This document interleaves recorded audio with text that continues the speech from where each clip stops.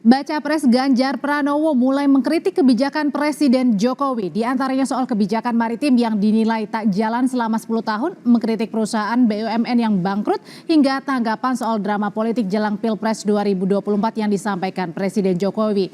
Ganjar lagi serang Jokowi. Kita bahas sore ini bersama dengan Direktur Eksekutif TPN Ganjar Mahfud Putra Nababan, Sekjen Projo Handoko, dan pengamat politik Ikrar Nusa Bakti. Selamat petang, selamat sore Bapak-Bapak. Selamat sore, Audrey. Sore semuanya, saya yang pertama ke Bang Putra dulu. Bang Putra, ini jadi Mas Ganjar mengkritisi kebijakan Jokowi merupakan bagian strategi pemenangan Ganjar Mahfud? Audrey, kalau soal bicara mengkritisi, tentunya kita bukan hanya melakukan mengkritisi ya, tapi kita harus memberikan solusi ya. Tentunya ini bukan hanya karena Pak Jokowi, tapi karena produk yang dihasilkan oleh program Pak Jokowi yang visi misinya dibikinkan oleh PDI Perjuangan sejak 2014-2019. Maritim itu adalah program yang disiapkan oleh PDI Perjuangan dan dijalankan oleh Pak Jokowi ketika Pak Jokowi mengatakan jangan memunggungi laut. Itu adalah visi misi, termasuk saya menjadi bagian yang membuat itu. Itulah visi misi yang kemudian memang tidak dijalankan dan tidak difokuskan oleh Pak Jokowi. Tapi itu menjadi jargon-jargon yang dilakukan oleh Pak Jokowi dan pemerintahnya. Nah, Pak Ganjar itu bukan cuma mengkritisi itu nggak menarik. Pak Ganjar itu akan mempercepat. Pak Ganjar itu sifatnya melakukan percepatan terhadap program-program yang mandek, program-program yang tidak jalan dilakukan oleh Pak Jokowi. Contohnya, maritim akan tetap kita lakukan, tapi bersama dengan Pak Ganjar Mahfud, kemaritiman itu akan kita lakukan percepatan. Kenapa? Maritim itu akan menjadi tulang punggung dari pemerintahan Pak Ganjar dan Pak Mahfud, terutama di bidang SDM-nya. SDM unggul dari kemaritiman itu adalah salah satu. Tapi kemarin Mas Ganjar bilang ini program maritim nggak niat, 10 tahun nggak berubah. Betul, karena tidak dilaksanakan dengan niat. Kan itu kan harus dikritik, masa kita nggak menyampaikan yang benar gitu ya. Dan itu akan kita percepat. Karena apa? Karena dengan Pak Ganjar kita akan mempercepat program kemaritiman dan itu sudah kita siapkan dalam visi misi ini. Termasuk bagaimana kita mengakselerasi 11 potensi maritim, termasuk SDM unggul di bidang kemaritiman. Itu sudah masuk dalam ekonomi biru. Yang disampaikan oleh Pak Ganjar itu adalah kaitannya dengan ekonomi biru. Jadi maritim itu on the track. Cuman di eranya Pak Jokowi ini mandek, nggak bergerak. Ini apa karena menteri-menterinya nggak pernah baca visi dan misinya gitu ya, masuk di tengah jalan atau gimana? Tapi Bang Putra, nah, hal seperti ini janganlah kita lakukan lagi. Kalau bisa menteri-menterinya itu baca visi dan misi dulu sebelum nanti menjalankan program pemerintahannya. Oke, PDI Perjuangan ini kan sudah bersama Pak Jokowi selama 10 tahun ya, memerintah begitu. Nah, kenapa baru sekarang dikritisinya begitu? Karena kan mungkin saja menduga apakah ini bagian menjadi strategi? Ya Mbak Audrey, sejak bulan Maret yang lalu kita salah satu pendesainnya bahwa positioning Pak Ganjar memang tidak hanya melanjutkan Pak Jokowi. Kalau melanjutkan itu kan ngebebek kan. Kita mau Pak Ganjar itu melakukan percepatan, ini bukan mengkritisi. Kalau mengkritisi itu kan bahasa-bahasa headline TV dan koran yang seksi ya. Ini kita melakukan percepatan. Kita harus melakukan percepatan. Jadi apa yang dilakukan oleh Pak Jokowi itu akan kita bawa, kita akan lakukan, tapi bedanya kita akan melakukan percepatan, itu aja. Jadi artinya karena Pak Jokowi tidak mampu melaksanakannya, nggak apa-apa. Artinya beliau adalah seorang kader, nah dilanjutkan oleh kader dengan percepatan. Jadi ini bukan kritisi waktu Pak Jokowi belum bukan meninggalkan kritisi kita tapi percepatan ya. Iya, waktu Pak Jokowi belum meninggalkan kita pun, kita sudah pada positioning percepatan. Baik. Jadi sekarang sudah ditinggalkan, tetap juga percepatan. Jadi nggak ada yang berubah. Yang berubah adalah Pak Jokowi dan keluarganya gitu loh. Oke, saya tanyakan ke Pak Ikrar kalau gitu. Pak Ikrar, ini kalau meminjam kata-kata Bang Putra tadi bukan kritisi, tapi kemudian percepatan yang meninggalkan justru keluarga Pak Jokowi. Sebenarnya ini yang dilihatnya bagian dari strategi pemenangan Ganjar Mahfud atau gimana? Jadi begini, tampaknya teman-teman di PDIP ini sekarang baru sadar ya bahwa mereka itu tidak harus menempatkan Presiden Jokowi itu sebagai sebagai presidennya PDIP kan, itu satu ya. Jadi dan juga kita juga tahu bahwa Presiden Jokowi memang di dalam masa presidensi dia selama 9 tahun ini tidak semuanya sukses ya. Saya beri contoh misalnya hasil dari kajian LPEM FEBUI misalnya kan, itu menyatakan bahwa kayaknya Indonesia pada 2045 tidak bisa menjadi negara dengan pendapatan tinggi. Dan kemudian kan di situ dikatakan kenapa demikian. Satu misalnya upaya Pak Jokowi atau industrialisasi, kemudian juga dalam bidang yang bersifat industri itu memang kayaknya presiden itu tidak terlalu berhasil. Dalam bidang misalnya dalam peningkatan sumber daya manusia, ya itu juga menurut kajian LPMUI itu kan menunjukkan juga tidak begitu berhasil, Oke. sehingga Tapi kemudian serangannya kenapa harus sekarang? Kenapa now gitu, Pak Ikrar? Yang dilihatnya kenapa apa? now? Ya Anda tahu bahwa mereka sekarang baru ingin mengambil jarak dengan Presiden Jokowi ketika PDIP itu sudah benar-benar ditinggalkan oleh Presiden Jokowi, gitu kan? Sebab Anda tahu bahwa sampai detik-detik terakhir ya, khususnya sampai dengan Rakernas kemarin lah ya, itu kan PDIP masih yakin banget bahwa Oke. Jokowi itu mendukung Ganjar. Mhm. Kemudian juga Jokowi masih memberikan angin segar kepada Ganjar bahwa nanti kalau misalnya Anda udah dilantik jadi presiden, jangan lupa ya itu persoalan pangan ya itu harus ditangani secara serius kan gitu. Oke, Jadi baik. seakan-akan masih ada angin surga Ya. dari Jokowi, tapi Oke. begitu Tahan jelas dulu sampai di bahwa sana, Pak Ikrar. ya boleh. Oke, sekarang saya mau tanyakan ke Sekjen Projo yang sudah mendukung Prabowo Gibran. Mas Handoko, kalau Ya, Mbak. serangan terbuka bisa dikatakan ya dalam tanda kutip yang saat ini sedang gencar dilakukan oleh pihak sebelah ini berpengaruh nggak sih sebenarnya terhadap pemenangan Prabowo Gibran? Kalau itu nampaknya tidak ya, karena sampai hari ini data di kami justru percepatan elektabilitas Pak Prabowo dan Mas Gibran justru melesat sehingga kemudian terjadi akselerasi. Cuman saya juga pengen sedikit memberi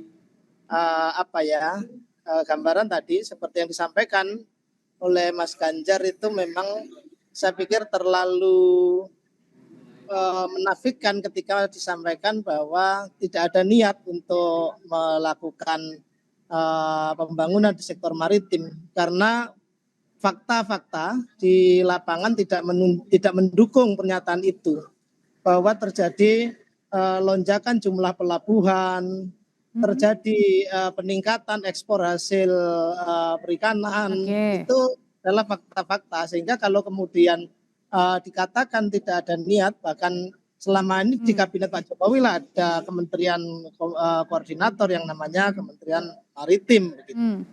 Jadi tetapi saya juga mau sampaikan bahwa membangun sektor maritim tentu tidak bisa kita anggap sebuah pekerjaan ringan yang bisa simsalabim dalam waktu sekejap kemudian segalanya berubah. Tantangan di sektor itu banyak sekali. Oke, baik. Jadi yang saya herankan kenapa justru kemudian pernyataannya itu menjadi nggak niat. Meskipun tadi Mas Putra Nababan menyatakan bahwa sebenarnya yang dimaksud adalah percepatan, ya kan? Ini beda sekali, beda sekali nggak niat sama kemudian melakukan percepatan. Kalau percepatan artinya memang selama ini pembangunan sudah dijalankan, bahwa percepatan lebih bisa pahami begitu. Ya, kalau gitu pertanyaan elektabilitas saya pikir nggak terlalu masalah karena itu tadi Mbak data di kami pasangan Prabowo Gibran ini melaju dengan cukup kencang. jadi nggak ngefek ya buat Prabowo Gibran ya dengan serangan ini ya. Oke, kalau gitu pertanyaan selanjutnya adalah apakah akan mempengaruhi elektabilitas bagi Ganjar Mahfud terhadap serangan-serangan yang coba dilakukan kepada kubu sebelah atau terutama kepada Presiden Jokowi usai jeda nanti akan dijawab oleh bapak-bapak, tetaplah di Kompas Petang.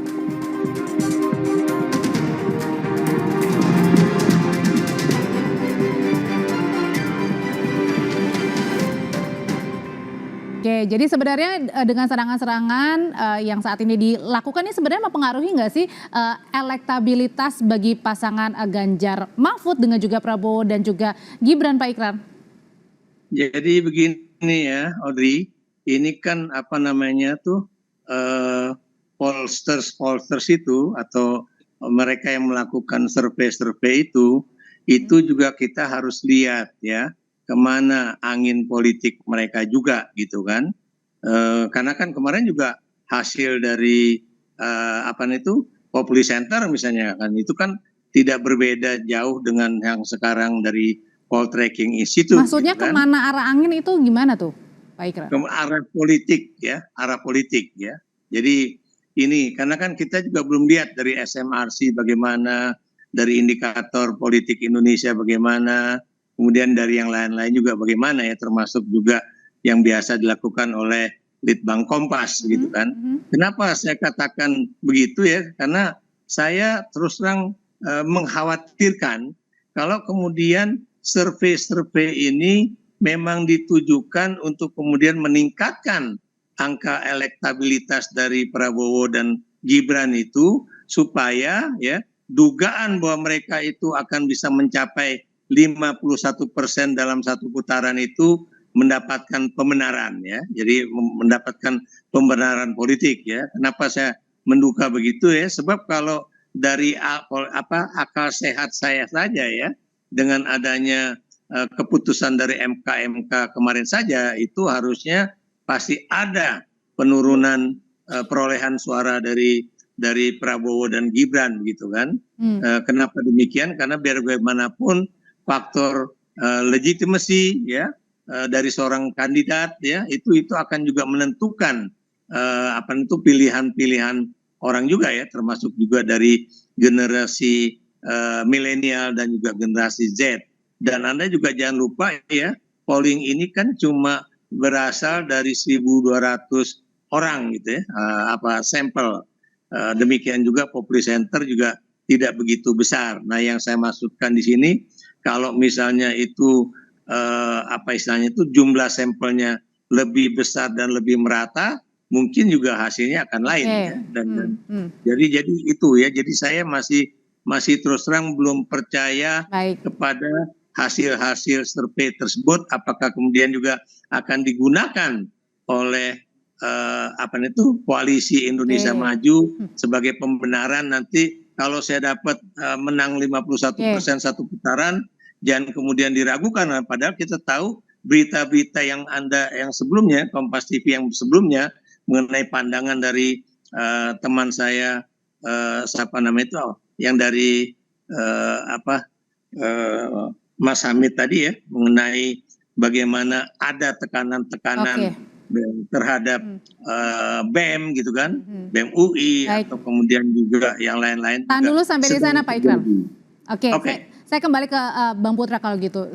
Kalau yang tadi beberapa kali kan Mas Ganjar menanggapi ya, ada yang menanggapi, kemudian juga ada yang tadi dibilangnya adalah mempercepat ya, bahasanya adalah untuk mempercepat apa yang sudah dijalankan oleh Pak Jokowi. Sebenarnya ini untuk menaikkan elektabilitas Pak Ganjar dan juga Pak Mahfud jelang Pilpres, jelang kampanye, Bang Putra? Ya, pertama kita harus tegaskan bahwa kita tidak sedang berkontestasi dengan Pak Jokowi ya. Pak Jokowi harusnya pada posisi yang netral. Pak Jokowi harusnya tetap menjalankan tugasnya sebagai kepala pemerintahan dan kepala negara. Kita berkontestasi dengan Pak Prabowo dan juga dengan Pak Anies. Ya, dan kita pada saat adu gagasan. Jadi saya pikir Presiden juga tidak perlu mengajari kita tentang adu gagasan. Kita sudah paham kok tentang adu gagasan. Gagasan-gagasan Presiden itu yang nyiapin juga kita juga 2014-2019. Jadi kita juga sudah pernah bekerja sama dan lain sebagainya. Jadi ini nggak usah disampaikan lah ya, karena kita tidak berkontestasi dengan beliau. Jadi beliau juga jangan terlalu gatel gitu loh untuk ikut-ikutan cawe-cawe dan lain sebagainya. Kita ini sedang berkontestasi adu gagasan dengan Pak Prabowo dan Pak Anies. Karena kan sebenarnya Pak Jokowi juga masih kader PDIP loh kan? Iya nggak apa-apa, kader PDIP banyak loh Mbak. Masa semuanya ikut cawe-cawe kan, yang berkontestasi aja Mbak.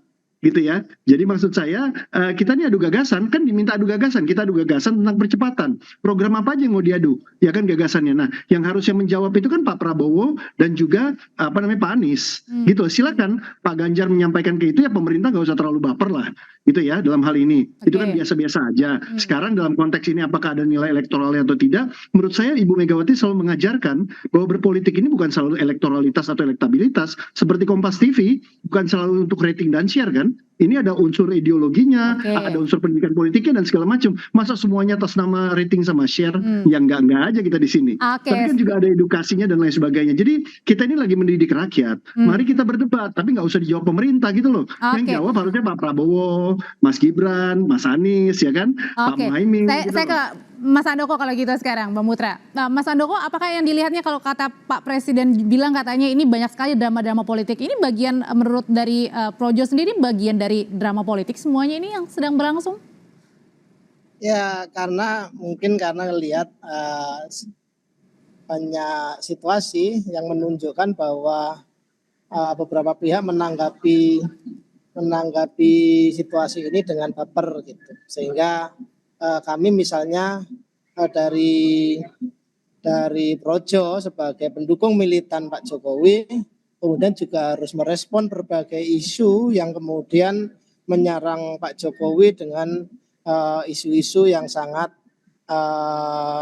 menusuk narasi-narasi yang menurut saya juga tidak pantas untuk kita arahkan kepada presiden yang sudah dalam waktu 10 tahun terakhir dalam masa pemerintahannya ini sudah begitu besar berkontribusi dalam pembangunan di Republik ini. Kita semua, saya pikir rakyat sangat memahami itu bagaimana Pak Jokowi dengan seluruh jiwa raganya membangun Indonesia. Kemudian tentu sangat tidak fair kalau kemudian serangan-serangan ini mungkin juga merespon Mas tadi, ternyata serangan-serangan justru diarahkan kepada Pak Jokowi. Kita melihat itu di lapangan, tentu ini juga sesuatu yang mungkin dianggap sebagai baper dan segala macam. Sudah kita tangkap, terima kasih Mas Handoko, terima kasih Pak Ikrar, terima kasih Bang Putra, sehat selalu semuanya Bapak-Bapak. Ya, terima kasih.